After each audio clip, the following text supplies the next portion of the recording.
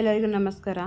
ಇವತ್ತೊಂದು ಒಳ್ಳೆ ಅದ್ಭುತವಾದ ಒಂದು ಗ್ರೇವಿ ಮಾಡ್ಕೊಳ್ಳೋಣ ಅಥವಾ ಪಲ್ಯನೂ ಅನ್ಬೋದು. ತುಂಬ ಟೇಸ್ಟಿ ಇರುತ್ತೆ, ತುಂಬ ಚೆನ್ನಾಗಿರುತ್ತೆ.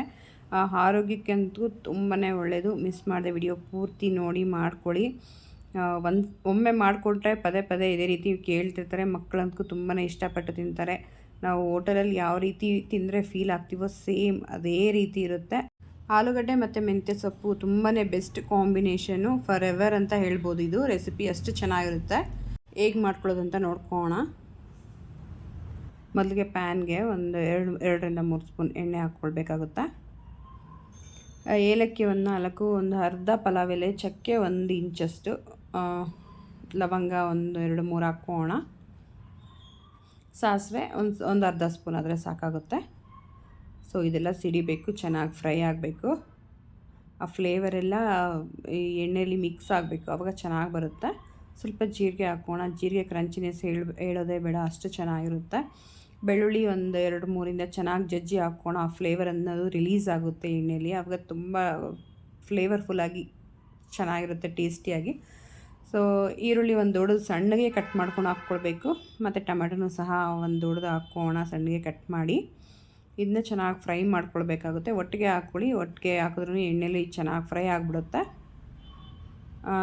ಸಣ್ಣಗೆ ಈ ರೀತಿ ಆಲೂಗಡ್ಡೆಗೆ ಒಂದು 3 ಆಲೂಗಡ್ಡೆ ತೊಗೊಂಡಿದ್ದೀನಿ, ಅದನ್ನು ಸಹ ಕಟ್ ಮಾಡಿ ಈ ರೀತಿ ಹಾಕ್ಕೊಳ್ಬೇಕಾಗುತ್ತೆ, ಸಿಪ್ಪೆ ತೆಗೆದ್ಬಿಟ್ಟು.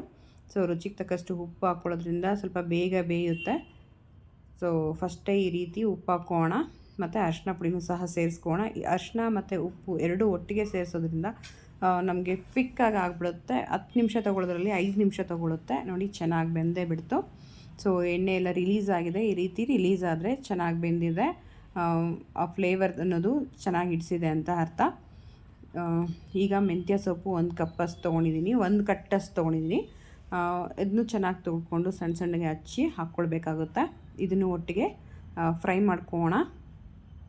ನಮ್ಮ ಚಪಾತಿ, ರೋಟಿ, ಅನ್ನ ಈ ರೀತಿ ಎಲ್ಲದಕ್ಕೂ ಚೆನ್ನಾಗಿರುತ್ತೆ ತಿನ್ನೋದಕ್ಕೆ. ಗರಂ ಮಸಾಲ 1 ಸ್ಪೂನಷ್ಟು ಹಾಕ್ಕೊಳ್ಳೋಣ. ಮತ್ತು ನಾನು ಕಾಶ್ಮೀರ್ ಚಿಲ್ಲಿ ಪೌಡ್ರ್ ಹಾಕ್ಕೊಳ್ತಾಯಿದ್ದೀನಿ, ಅದಕ್ಕೆ ಸ್ವಲ್ಪ ಜಾಸ್ತಿ ಹಾಕಿದ್ದೀನಿ. 1 ಸ್ಪೂನಷ್ಟು ಹಾಕ್ಕೊಂಡಿದ್ದೀನಿ. ಇಲ್ಲ ನಮ್ಮ ಖಾರ ಇದೆ ಅನ್ನೋರು ಒಂದು ಅರ್ಧ ಸ್ಪೂನ್ ಹಾಕ್ಕೊಳ್ಳಿ, ಸಾಕಾಗುತ್ತೆ.